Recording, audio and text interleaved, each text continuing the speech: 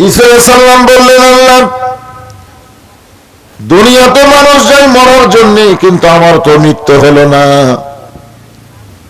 আমাকে আপনি চতুর্থ আসমানে নিয়ে আসলেন, আমার কি মৃত্যু হবে না? আল্লাহ বললেন, কুল্লু মান আলাইহা ফানিউ ওয়ায়াবকা ওয়াজহু রাব্বিকা যুল জালালি ওয়াল ইকরাম। একমাত্র আল্লাহ ছাড়া সবাইকে মরতে হবে। এমনকি যে আজরাইল আমাদের জান কবজ করে, এই আজরাইলও কিন্তু মরবে। আপনাদের কি মনে হয় আজরাইল মরবে না? যখন সমস্ত জীবন কবজ হয়ে যাবে, সবাই যখন মরে যাবে, তখন আল্লাহ আজরাইলকে বলবে, আর কে আছে? আজরাইল কয়েকটা ঘুরেন দিয়ে বলবে, আল্লাহ আর কেউ নাই। আল্লাহ বলে, ভালো করে দেখো আছে? আজরাইল বলে, না, আল্লাহ কেউ নাই।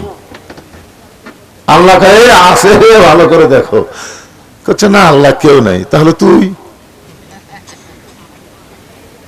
আজরাইল কয়, আমার কথা আমার মনেই নেই। তা আল্লাহ বলবেন, এখন তোমার জান তুমি কবজ করো।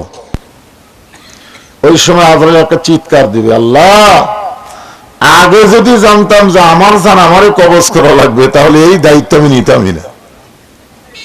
এখান থেকে কি বুঝলেন? সবাইকে মরতে হবে, শুধু একজনই থাকবে, তিনি কে? আরো জোরে বলেন। আল্লাহ বলে, ঈসা আমার সামনে বসা আল্লাহর কে? পাগল। পাগল পাগল বলাতে মনে হয় মন খারাপ করছেন। আমি কার পাগল কইছি? আল্লাহর পাগল। কারণ আল্লাহ যখন পাগল হবেন, তখন একটা বিশেষ পজিশন, হিসাব দেওয়া লাগবে না। পাগলের বাংলাদেশেও কোনো হিসাব নেই, আছে? পাগলের কোনো বিচারও নেই। আরামের বাড়ি, আরামের ঘুমকে বাদ দিয়ে ল্যাব তোষকের মহব্বত কলিজা থেকে বের করে সামান্য খেলের উপরে যিনারা বসে আছেন, অবশ্যই বিশ্বাস রাখতে হবে আল্লাহ আপনাদের প্রতি দয়া করছেন। বিশ্বাস করতেছেন না? মা সাবাকা মিন হাসানাতিন ফামিন আল্লাহ। বান্দা বান্দির দ্বারা যখন কোনো ভালো কাজ হয়, এ কাজ বান্দা বান্দি করে না, বরং আল্লাহ করায়। এই যে মাহফিল আপনার বসেছেন, এই বসা কামটা কি ভালো কাজ না খারাপ কাজ? তাহলে এই কাজ কি আপনারা করলেন? আল্লাহ করালেন। যে আল্লাহ দয়া করে, রহম করে আজকের এই জান্নাতের বাগানে আমাদেরকে ভালো আমল করার তৌফিক দিলেন, আমরা সে আল্লাহর উপরে খুশি না বেজার? তাহলে জবান খুলে সমস্যারে সকলে বলবো, রব্বানা লাকাল হামদ হামদান কাসীরান তাইয়িবান মুবারাকান ফীহি। কথা এরকম প্রতিধ্বনি হচ্ছে কেন? ইকো দিছে নাকি? কথা মনে হয় বাড়ি খাচ্ছে, একই কথা দুইবার হচ্ছে। হ্যাঁ, আমরা আল্লাহর প্রশংসা করলাম। এই যে বাদশাহ সাহেব আজকের মাহফিলে প্রধান অতিথি কি বললেন? যে আল্লাহ ইচ্ছা করলে হিন্দু বৌদ্ধ খ্রিস্টানদের ঘরে আমাদেরকে পাঠাবার পারতেন, ঠিক না? কিন্তু আল্লাহ সেই ইচ্ছা না করে সরাসরি মুসলমানের ঘরে আমাদের কবুল করেছেন। কি মনে করছেন? রুহের জগতেই আল্লাহ তাআলা আমাদেরকে ভালোবেসেছেন, রুহের জগৎ। আর ওই জায়গায় ভালোবাসার কারণে আজকে দুনিয়াতে মুসলমানের ঘরে আমাদেরকে কবুল করেছেন। ইমাম মালিক রহমতুল্লাহ আলাইহির কাছে একজন প্রশ্ন করলেন, হুজুর, পৃথিবীর মধ্যে সর্বশ্রেষ্ঠ ধর্ম কোনটা? এই পৃথিবীর মধ্যে সবচাইতে সর্বশ্রেষ্ঠ ধর্ম কোনটা? ইমাম মালিক রহমতুল্লাহ আলাইহি বললেন, এরকম প্রশ্ন করা হলো কবিরা গুনাহ। এরকম প্রশ্নই করা যাবে না, কারণ পৃথিবীতে কোনো ধর্মই নাই, একটাই মাত্র ধর্ম, তার নাম হলো ইসলাম। সুবহানাল্লাহ বলেন। অমাইয়াবতাগি গায়রাল ইসলাম দীনান ফালা ইউকবালা মিনহু। ইসলাম ছাড়া অন্য কোন জীবন ব্যবস্থা, ধর্ম কেউ যদি গ্রহণ করে, আল্লাহ বলেছেন লা ইউকবালা মিনহু, লাইন অফ ইজেন্স, কখনোই কবুল করা হবে না। একমাত্র কবুলযোগ্য ধর্মের নাম হলো ইসলাম। ইসলাম শুধু ধর্ম না, এটা একটা জীবন ব্যবস্থা।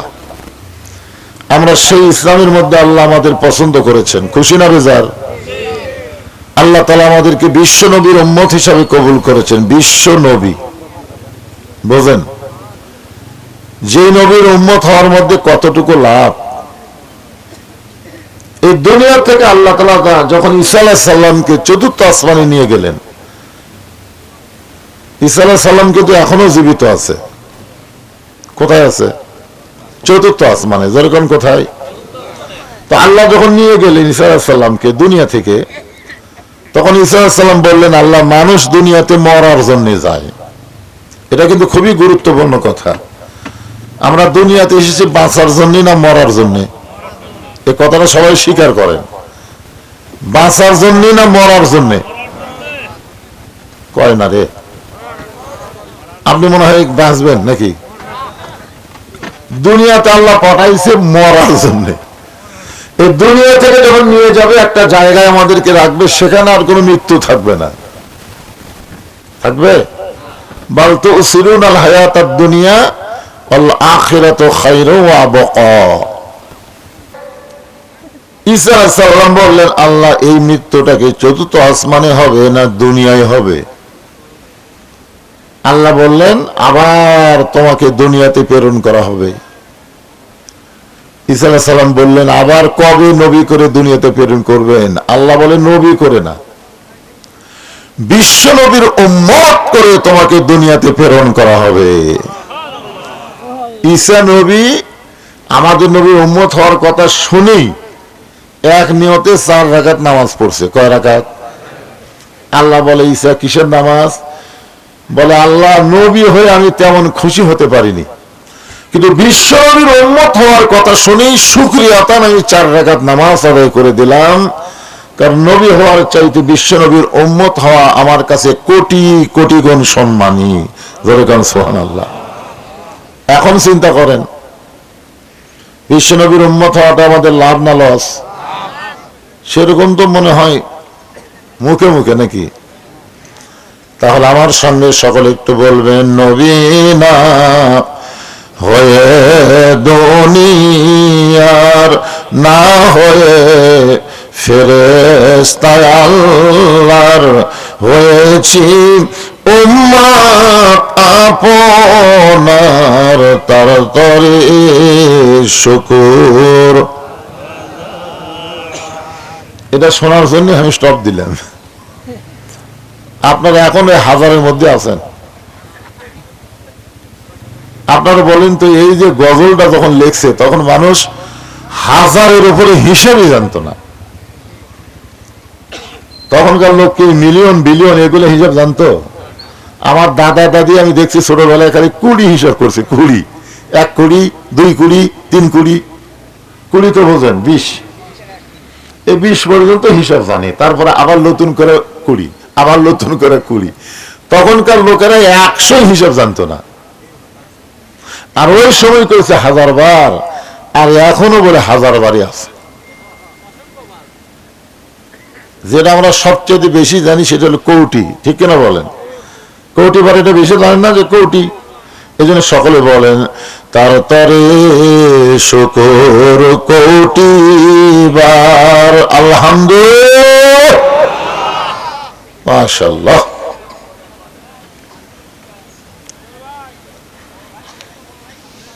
আপনারা যে কালামুল্লাহ শরীফ থেকে আলোচনা শুনবেন, সেই পবিত্র কালামুল্লাহ শরীফ থেকে একটা সূরার শেষের অংশ আমি আপনাদের সামনে তেলাওয়াত করছি। ফালিয়াবুদু রাব্ব হাযাল বাইত। ওই ঘরের মালিকের যারা ইবাদত করবে, ওই ঘর মানে আল্লাহর ঘর। যেরকম কার ঘর? আল্লাহর ঘর মানে কাবা ঘর। প্রত্যেকটা মসজিদ ঘরের মালিক কে? না আপনি? তাহলে জোরে বলতে কি হয়? মসজিদের মালিক কে? এই ঘরের মালিকের যারা গোলামি করবে, আল্লাহ তাদেরকে 2টা পুরস্কার দিবে। কয়টা? আল্লাযী আত'আমাহুম মিন জু'ইন ওয়া আমানাহুম মিন খাউফ। তাদের রেজেকের কোনো পেরেশানি থাকবে না এবং যাবতীয় ভয় ভীতি থেকে আল্লাহ তাকে নিরাপত্তা দিয়ে দিবে। ভারত যতই চেষ্টা করুক আমাদের রেজেক বন্ধ করবার পারবে না, আল্লাহ যদি দেয়। যেরকম কথা ঠিক কিনা? আপনারা বলেন তো, ভারত পেঁয়াজ বন্ধ করার পরে বাংলাদেশে পেঁয়াজের দাম কমিছে না বাড়িছে? আলু বন্ধ করার পরে বাংলাদেশে আলুর দাম কমিছে না বাড়িছে? চিনি বন্ধ করার পরে চিনির দাম কমিছে না বাড়িছে? তার মানে কি বুঝলেন? অনেকেই মনে করে আমাদের কিছু আফসোস লীগ আছে, আফসোস লীগ, গুজব লীগ, হতাশা লীগ, আর মনে করে এইবারে বুঝবি ঠেলা, ভারত বর্ডার বন্ধ করে দিছে, এখন না খায় মরবি। আয় হায় রে, খাওয়ানোর মালিককে এক বাক্যে বলা লাগবে, খাওয়ানোর মালিককে। আমা মিন দাব্বাতিন ফিল আরদি ইল্লা আলাল্লাহি রিজকুহা। পৃথিবীতে এমন কোন বিচরণশীল প্রাণী নাই যার রিজেকের ব্যবস্থা আল্লাহ করে না। যেরকম সুবহানাল্লাহ।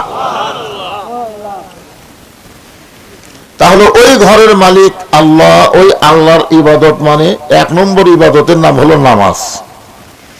যেরকম এক নম্বর ইবাদতের নাম কি? এই জন্য আল্লাহ বলেছেন আল্লাযীনা ইম্মাক্কান্নাহুম ফিল আরদ। মুসলমানের মধ্যে কাউকে যখন ক্ষমতার চেয়ার দেওয়া হবে তার এক নম্বর দায়িত্ব হলো আকামুস সালাত, নামাজ কায়েম করা। আপনারা বলেন তো, বর্তমানে যত দল সামনে নির্বাচনে আসবে, কোন দলকে ভোট দিলে ওই দল ক্ষমতার চেয়ারে পায় নামাজ কায়েম করবে? এই দল কিন্তু আপনাদের বোঝা লাগবে। সবাই আসবে তাই বলে আমার ভোট আমি দিব, যাকে খুশি তাকে দিব, এটা হলো স্বৈরাচারী কথা।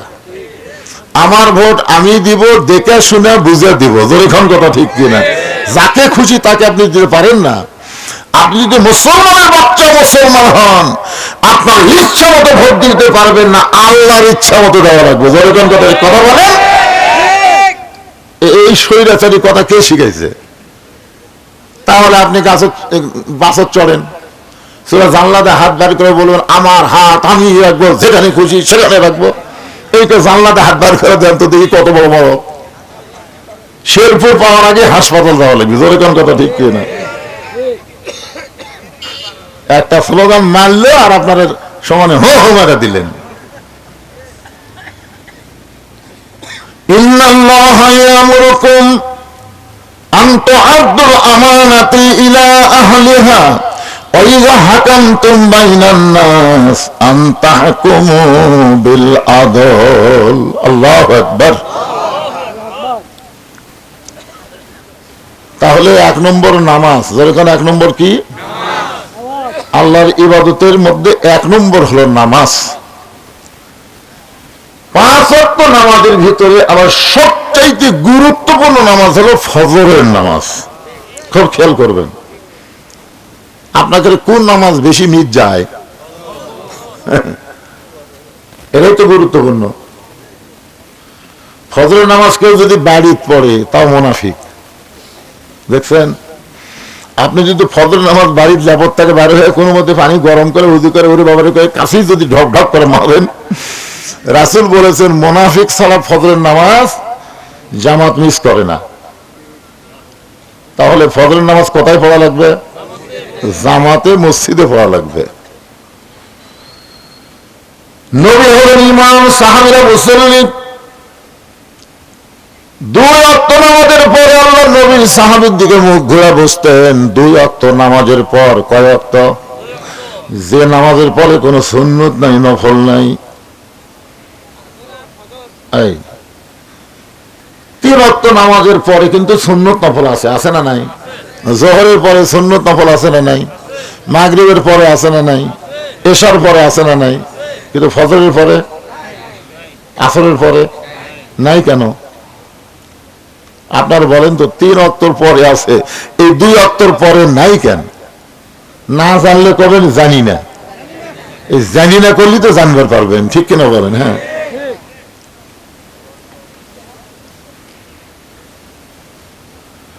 মনটা খুব খারাপই হয়ে গেল। আমি কয়েকদিন আগে সব দিকে মাহফিল করলাম দিনের বেলা, মনে করছিলাম পার্টিটা বলা সেই মানুষ হবে। হায় হায়, আজকে এমন ঠান্ডা হচ্ছে ভাই, ঠান্ডার চোটে জনগণ ল্যাব ছাড়তেছে না।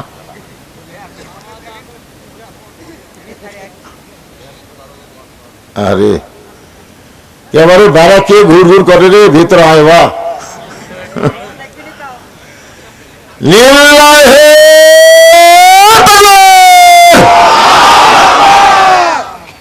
আপনারা আগে যা দিছেন আজকে একটু ডবল জোরে দেন, বুঝলেন? জনগণ বুঝবে হুজুর একলা নারে লোক আছে না, লোক আছে না নাই?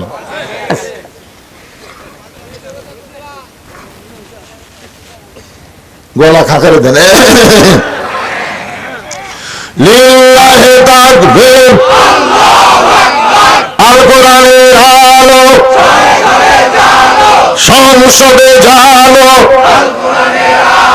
কোরআন হাদিস যেখানে দুনিয়ার মুসলমান লিল্লাহি তাকবীর।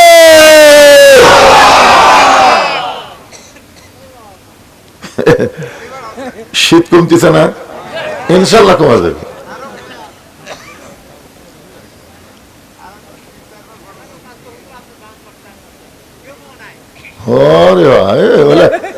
তাঁত গেলে হাওয়া পাগলা চেনেন? তাঁত গেলে হাওয়া পাগলা নাম শুনছেন? শুনছেন? হাজার হাজার মানুষ খাওয়া দাওয়া করতেছে, হাজার হাজার, মানে 4-5টা গরু জব করে সেই হারে খাওয়া। ওই পাগলা সাইড দিয়ে যাচ্ছে আর বলতেছে মানুষ নাই রে, মানুষ নাই রে, মানুষ নাই, মানুষ নাই রে, মানুষ নাই রে। তো সবাই খাচ্ছে আর বলতেছে পাগলে কিনা খায়, ছাগলে কিনা খায়। ওই পাগলার কথা গুরুত্বই দেয়নি। কিন্তু একজন লোক চিন্তা করছে মানুষ নেই তাহলে আমি কি, ওই আর পাগলার কথা ধরিছে। পাগলার কথা কি করছে? ধরলেই তো বিপদ। আমি বলবো শীত কোরআন হাদিস থেকে পাগলের মতন যা বলে যাই যাই, ধরলেই কিন্তু বিপদ। জোরে কান ঠিক কিনা? সেদিন একটু ধরছিল, ধরছিল না? তো এখন এক লোক খাওয়া দাওয়া বাদ দিয়ে দৌড় মারছে। যা পাগলা বলতেছে কে ভাই তুই যে কইলি মানুষ নাই মানুষ নাই, তাহলে এরা কে? এরা হাজার হাজার খাওয়া দাওয়া করতেছে, এরা কি মানুষ না? বলে আমি পাগল মানুষ, আমি কখন কি কই। তুই বলে দেখ, তুই বলে দেখ মানুষ নাই মানুষ নাই, পিটন খাই মরবো। আমি তো বলবার পারবোই না। তখন পাগলা তো আমি কইছি, তো তুই আবার উঠে আসিস কেন? না এই কথার মারিফত আমার জানা লাগবে। জানবার যদি চাস তাহলে সাইডে চ। তো সাইডে যায়, এরকম বাম হাত আলোক করছে, এখন দেখ। তো তাকায় দেখে সবগুলোই শিয়াল কুত্তে, 15-20 জন মানুষ